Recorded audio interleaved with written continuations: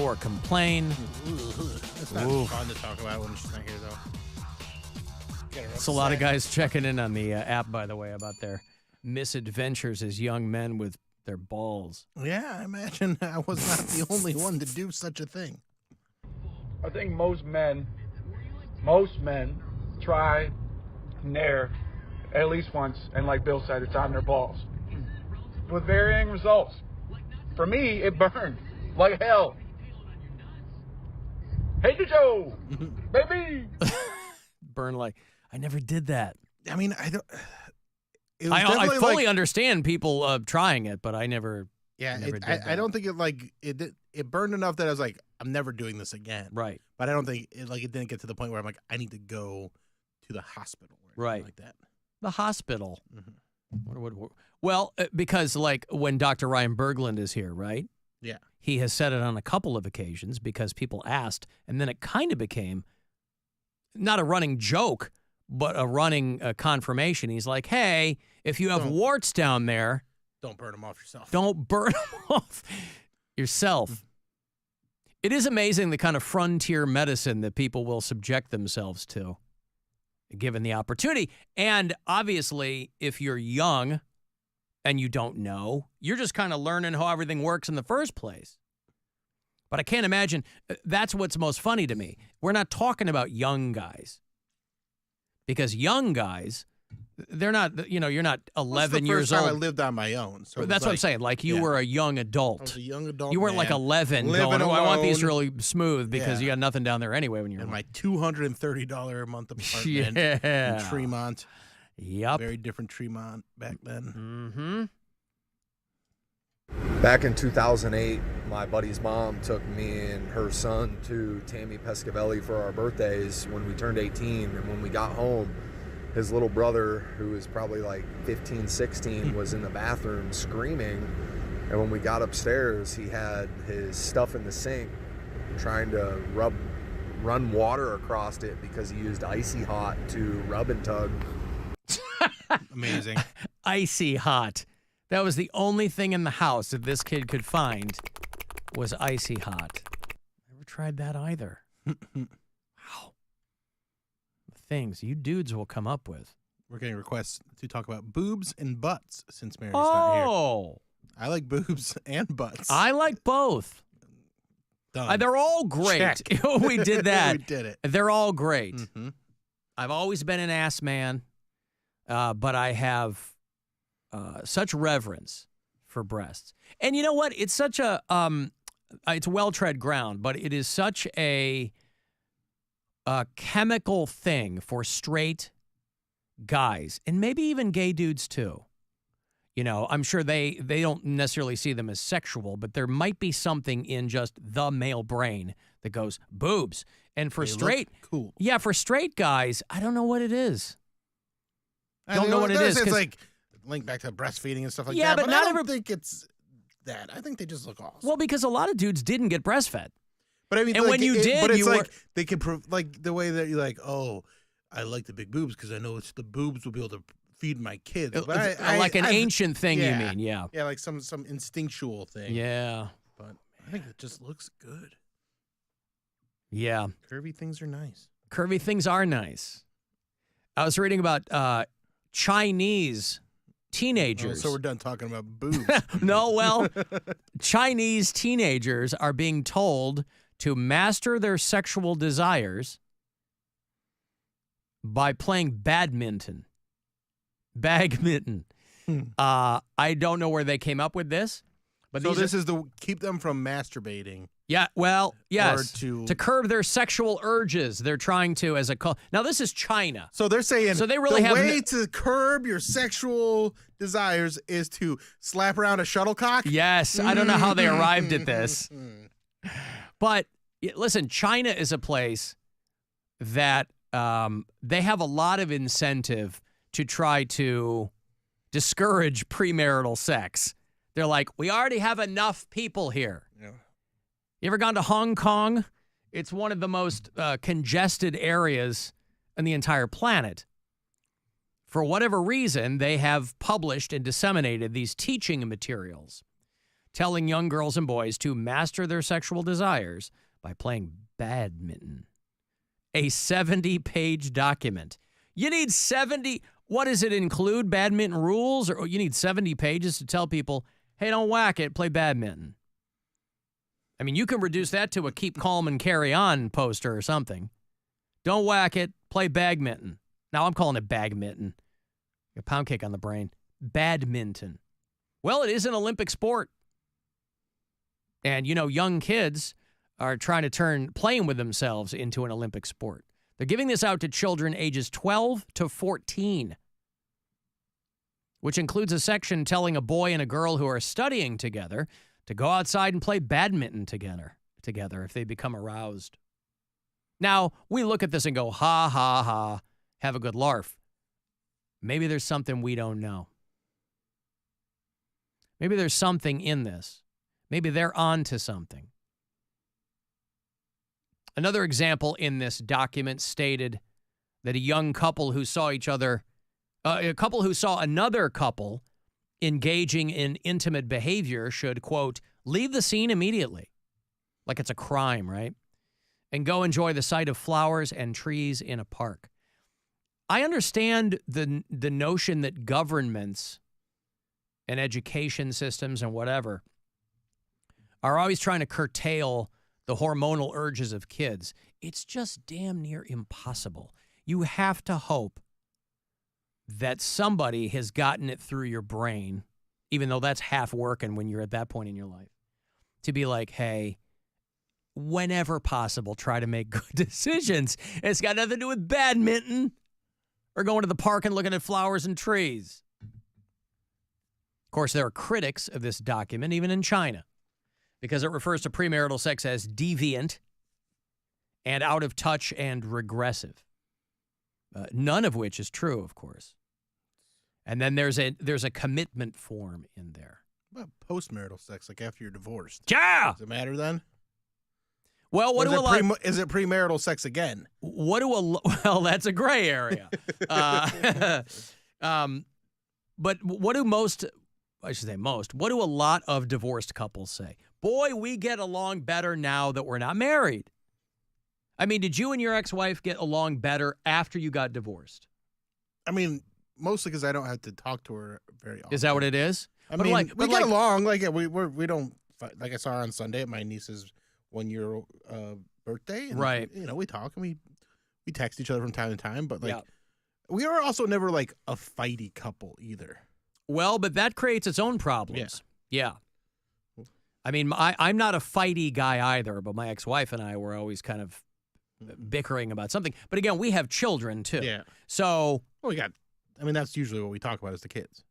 Right.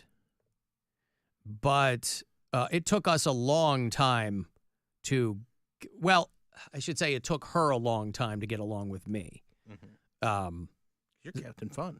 Well, like the kids are older now, but like when they were younger, and we split up when they were young. So when they were younger, it's like, you know, it was a long, long, hard road to get to where they are now. But the first year was a little rough in patches, but we got over it, and we've been good ever since. But I'm taking the circuitous route here. There's a lot of people who will have like a severance pop with their ex-spouse, and I don't know that that's a great idea. Yeah, that's not. They go, that's not the course we took. We get along so well now, mm-hmm. and then you kind of fall back into some kind of physical pattern. Oh. I had a buddy who was banging his ex-wife for a while. Unbeknownst to, she was dating somebody, and he was nailing his ex-wife. Well, I should say, they were nailing each other. She was there. She knew about it. She wasn't passive. It wasn't like he was doing it to her. They were doing it together. So over there in China, they're really trying to get these kids, they're throwing everything against the wall, shuttlecock included.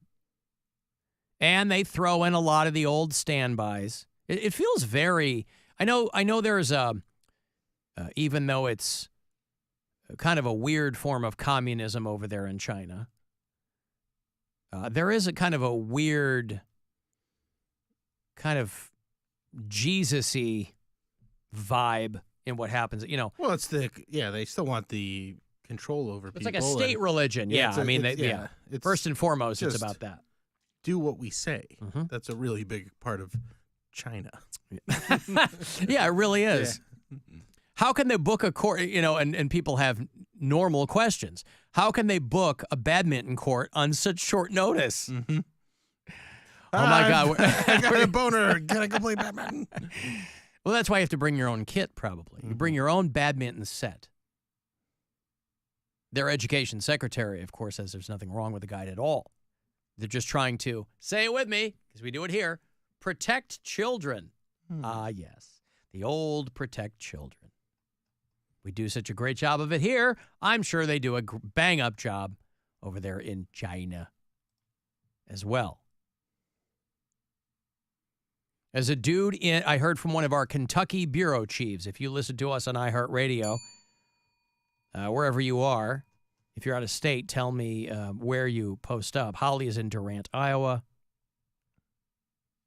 John's in Memphis. You have people all over the place. And one of the Kentucky bureau chiefs sent me a photo of the guy who was removed from the Kentucky State Fair art. Do you see this? Yeah. He won third place in the Kentucky State Fair's miniature contest. These are people who are creating art that was shrunken down in great detail. And he came in third. A guy named Preston Poling. And he got the white ribbon. I'll show it here on the live stream. See if it immediately catches your eye as to the reason that it got... if you know, you know. It's one of those things. And that's what he said. He goes, I thought it would be kind of funny. If you know, you know. I didn't realize, you know, somebody ratted him out, I think. Yeah. I can't imagine the people walking around putting ribbons on the Kentucky State Fair contest knew what was up. But his miniature scene was just a room with white walls and a black leather couch and a wooden office desk and a computer and a little camera there. And he created a miniature version of the casting couch, which is in a lot of porn videos. The girl is sitting there and the guy's talking to her about, oh, this is her Just like first this time. Is is how things are going to go. So I need to make sure you can do this and make sure you can do that. And, you know, it usually starts like, well, let me see your body. Stand up and turn around or something like that. I don't know. I don't watch those kind of things. I play badminton. I grab my racket and I shut my laptop. Yep. But but somebody gave him third place. Nice. They disqualified him though. That's annoying. Yeah. Let the man cook. He said, my first thought, because of some of the publicity, because people had taken photos, it started to go viral. He goes, when some friends told him that the piece was missing, he thought somebody stole it. So he went back there to find out what happened, and the state fair officials told him that it was removed because it was deemed inappropriate. He submitted 4 pieces for the contest. One of them was the casting couch set. He also won Best in Show. He did a miniature scene from The Walking Dead. The man's got talent. Yeah. He just thought he was trying to be tongue-in-cheek about it, if you'll pardon the pun. And obviously you want to draw a crowd. What's the matter with that? Come on, Kentucky. Yeah, you got a Democratic governor there. Kentucky's leaning more and more to the left every day. They get some... I know, right? Kentucky's more progressive than Ohio at this point. Most states are more progressive than Ohio at this point. I know, but you wouldn't think Kentucky. Yeah, I know. Yeah. But this guy's online, and he's well known in the miniature art community. He's known as the bearded miniaturist, and he's been doing this for a while. But yeah, he did the casting couch. I'd love to be there when somebody ratted him out. Yeah, when they figured it out. Hey, this is well, somebody voted for it knowing what it was too. Yeah, of course. There wasn't one judge. There's somebody's like, this is a good one. A panel of judges. You know, it speaks to me, and I can't figure out why. There's something subliminal about it. Alan, when I was 12, I dug planter's warts out of the bottom of my heel with a steak knife. Yeah, because I was afraid the doctor would hurt me. Did you hurt yourself? Don't whack it, grab a racket. There you go. That's the perfect... will that rhyme work in Mandarin? Don't make me do the voice. Listen, I don't know if it will or not. I know. Do it. At least China is trying to get people physically active, Alan. Here we would sit kids in front of a Bible and say, if you sin, God will hate you. That is true. Yeah. If you got to get them up and moving, get them running around. Now, we haven't cornered the market on obesity anymore.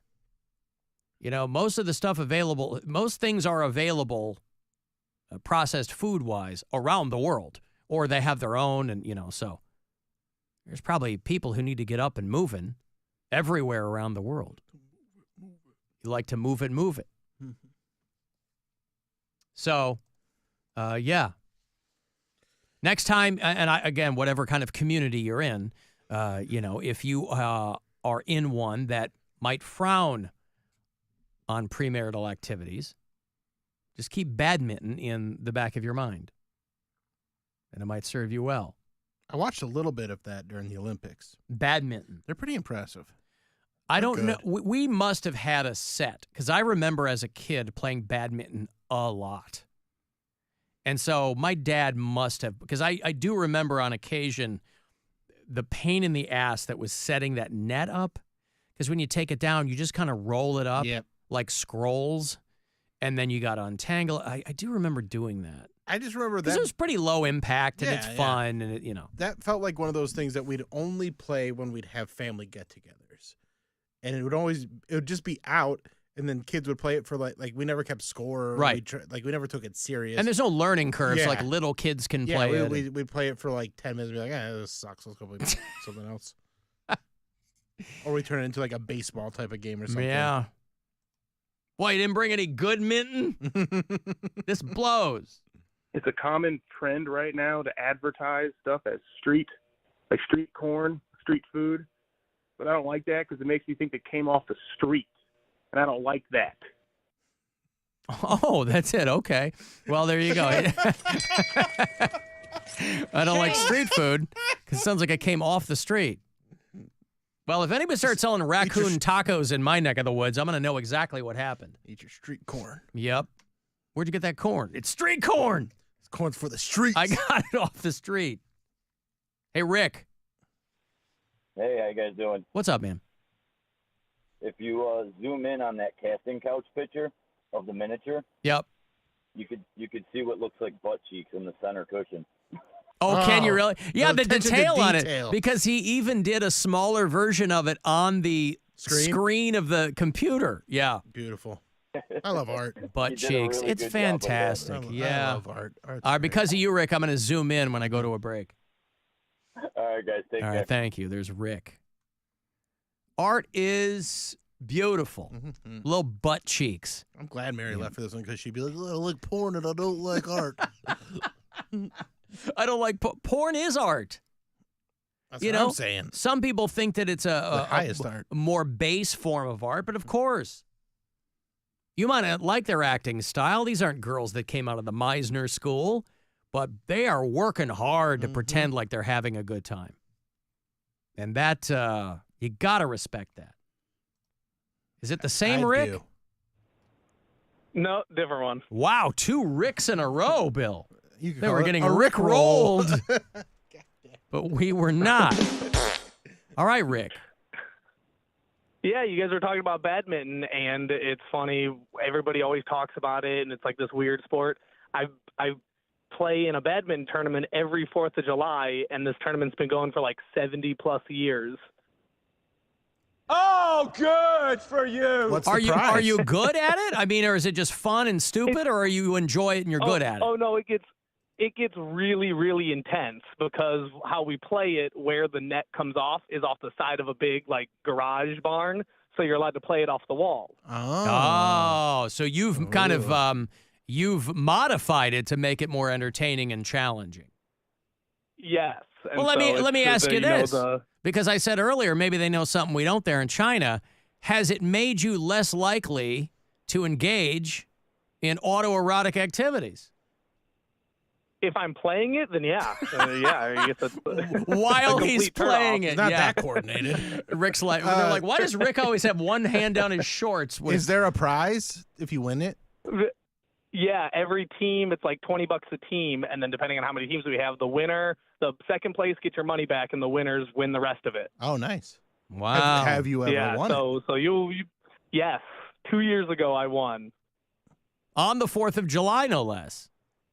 Yes, every morning we started before the parade starts. So we got to we started at like 7:00 in the morning. Wow. All right. So you're all about it being in the. It's a good prize then. Yeah. It's a pretty. Exactly. We're doing it again this weekend for Labor Day. We do a blind draw, so everybody just shows up and you pull names out of a hat to see who your partner is. So you're all about it being in the Olympics. Oh yeah. We watched it. Me and my sons. We watched it in the Olympics, and watching that is way more intense than how we play. Wow. I guess so. All right, thank you, Rick. Good luck out there. Because it's one of those games that it's so fast but so slow at the same time. Yes. Because the shuttlecock doesn't keep, like they whack it real hard, but then it still slows down. It's not a consistent velocity. It's fun. It's fun.